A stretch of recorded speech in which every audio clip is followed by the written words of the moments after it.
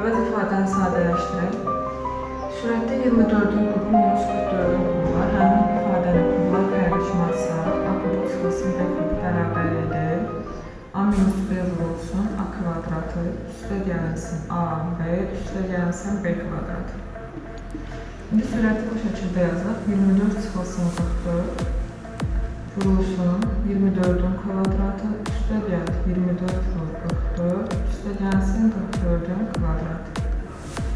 Bölünsün. Məxrəc olduğu kimi saxlayaq. 576 üstə gəlir 24 vur 44, üstə gəlir 44'ün kvadratı. Çıxılsın.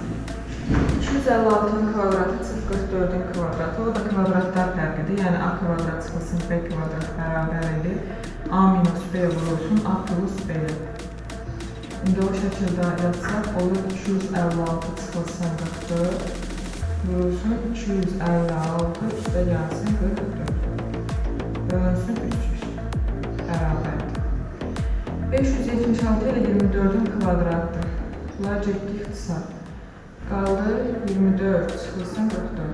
Çıx.